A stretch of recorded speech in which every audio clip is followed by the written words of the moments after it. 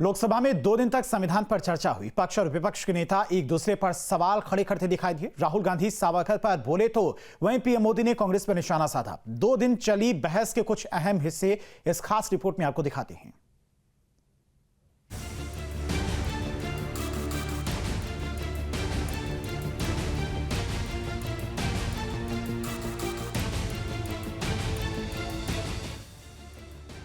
लोकसभा में संविधान पर चर्चा शनिवार को खत्म हो गई। पहले दिन संविधान पर चर्चा की शुरुआत राजनाथ सिंह ने की। रक्षा मंत्री राजनाथ सिंह ने संविधान पर बहस के दौरान कांग्रेस पर निशाना साधा।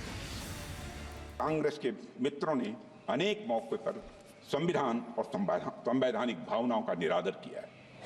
उन्हें कभी भी संस्थानों यानी इंस्टीट्यूशंस की इंडिपेंडेंस और ऑटोनॉमी हजम नहीं हुई है। अध्यक्ष महोदय, उन्होंने हमेशा एक कमिटेड जुडिशरी, कमिटेड ब्यूरोक्रेसी और कमिटेड इंस्टीट्यूशन बनाने का काम किया। अध्यक्ष महोदय, कांग्रेस पार्टी ने हमेशा संविधान को राजनीतिक हित साधने का एक माध्यम बनाया और उसकी मूल भावना को तहस नहस करने का कांग्रेस ने काम किया है। अध्यक्ष महोदय, उनके मुंह से संविधान की रक्षा जैसी बातें मैं समझता हूं शोभा नहीं देती है। चर्चा के दौरान राजनाथ सिंह के निशाने पर खासकर विपक्षी नेता राहुल गांधी रहे। अध्यक्ष महोदय, आज मैं देखता हूं कि विपक्ष के कई नेता संविधान की प्रति अपनी जेब में रखकर घूमते हैं। असल में उन्होंने बचपन से ही यही सीखा है। उन्होंने पीढ़ियों से अपने परिवार में संविधान को जेब में ही रखे देखा।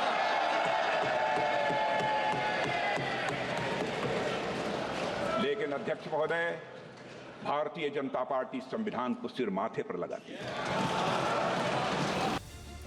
राजनाथ सिंह के बाद कांग्रेस सांसद प्रियंका गांधी संविधान पर चर्चा के दौरान पलटवार करती दिखी। उन्होंने पीएम मोदी को कटघरे में खड़ा कर दिया। अगर लोकसभा में ये नतीजे नहीं आए होते तो ये संविधान बदलने का काम भी शुरू कर लेते। सच्चाई ये है अध्यक्ष महोदय कि आज संविधान बार बार इसलिए कह रहे हैं क्योंकि इस चुनाव में इनको पता चल गया कि इस देश की जनता ही इस संविधान को सुरक्षित रखेगी,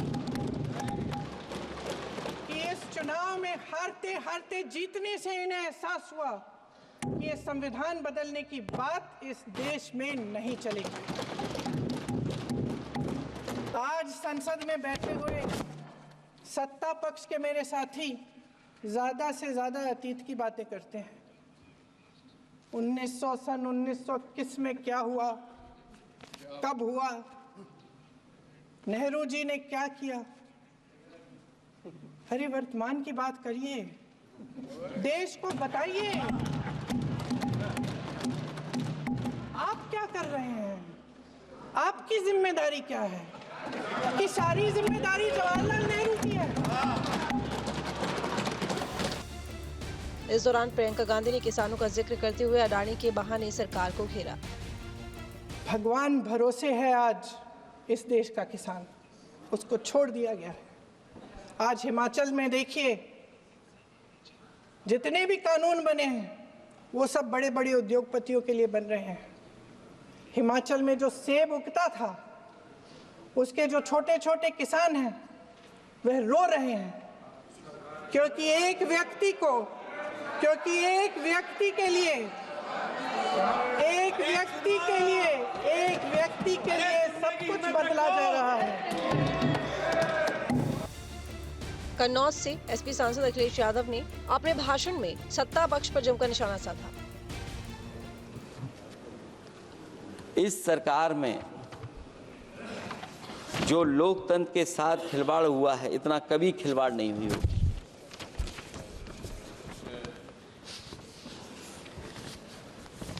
संविधान को परतंत्र बनाकर जो लोग राज करना चाहते हैं उनके लिए आज़ादी का अमृतकाल सिर्फ एक जुमला है।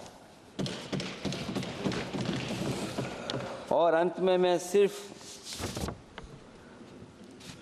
एक ही बात कहना चाहता हूं कि संविधान बचेगा तो न्याय बचेगा, और न्याय बचेगा तभी सबको बराबर मान सम्मान, सबको बराबर मौके मिलेंगे, भेदभाव भी मिटेगा और भेदभाव का भाव भी। इसलिए आज फिर से संविधान को बचाने के लिए एक और करो या मरो आंदोलन की जरूरत है।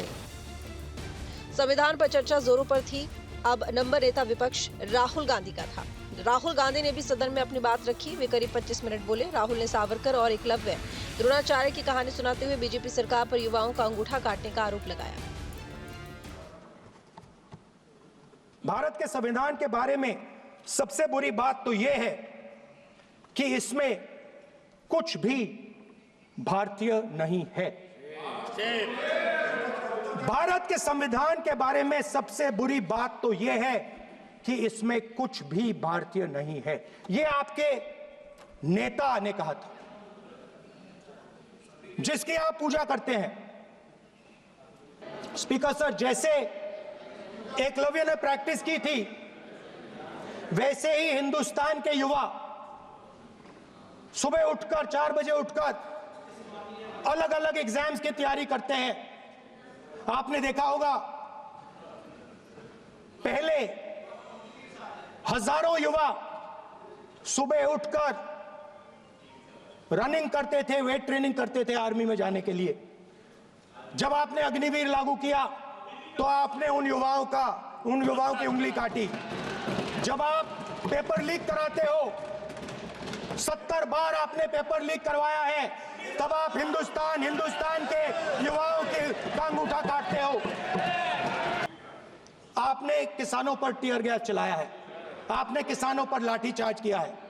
किसान आपसे एमएसपी मांगते हैं, सही दाम मांगते हैं, मगर आप अदानी को फायदा पहुंचाते हो, अंबानी को फायदा पहुंचाते हो और किसान का अंगूठा काटने का काम करते हो। राहुल के बयान पर अनुराग ठाकुर ने जवाब दिया। राहुल जी, कभी इसको पढ़कर देखिए। गांधी परिवार और कांग्रेस पार्टी का पूरा कारनामे इसके अंदर लिखेंगे, कैसे आपने धज्जियां उड़ाई। एक तो एक, दूसरा ये जो कहते हैं बीजेपी के लोगों को, सर ये मनगढ़ंत आरोप, सर ये अंगूठा काटने की बात करते हैं। इनके राज में सिखों के गले काटे गए, सिखों के ऊपर कत्लेआम किया गया, सिखों के बाद दंगे सबसे ज्यादा हुए तो कांग्रेस के समय हुए। और आपको देश से माफी मांगनी है, अगर आज भी नहीं मांगेंगे तो संविधान जितना मर्जी जेब में डालिए। आप संविधान को जेब में लेकर घूमते सर। इन्होंने संविधान को तार-तार करने का काम किया है। इनको देश से माफी मांगनी चाहिए। मुझे आपका संरक्षण इसलिए चाहिए था कि झूठे आरोप लगाने बंद करे। यह संविधान की रक्षा आपने कभी नहीं की। इमरजेंसी जैसा कालखंड आया और संविधान को बार बार तार किया, संशोधन किया, तो आपने और आपकी पार्टी ने किया। सबसे आखिर में प्रधानमंत्री मोदी ने 1 घंटा 50 मिनट का भाषण दिया। पीएम नरेंद्र मोदी ने कांग्रेस को संविधान का शिकार बनाने वाली पार्टी बताया। भाषण के दौरान प्रधानमंत्री मोदी के तेवर कांग्रेस के लिए अलग ही नजर आ रहे थे। पीएम ने कहा कि कांग्रेस के एक परिवार ने संविधान को चोट पहुंचाने में कोई कसर नहीं छोड़ी। कांग्रेस के एक परिवार ने संविधान को चोट पहुंचाने में कोई कोर कसर नहीं छोड़ी है।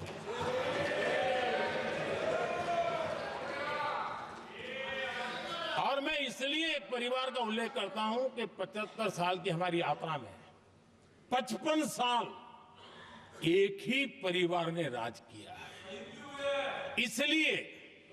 इसलिए देश को क्या क्या हुआ है ये जानने का अधिकार है। और इस परिवार के कुविचार, कुरीति, कुनीति, इसकी परंपरा निरंतर चल रही है। हर स्तर पर इस परिवार ने संविधान को चुनौती दी। पीएम मोदी यही नहीं रुके। उन्होंने कहा कि कांग्रेस के माथे पर जो पाप है वो कभी धुलने वाला नहीं है। जब देश संविधान के 25 वर्ष पूरे कर रहा था, उसी समय हमारे देश में संविधान को नोच लिया गया, इमरजेंसी आपातकाल लाया गया।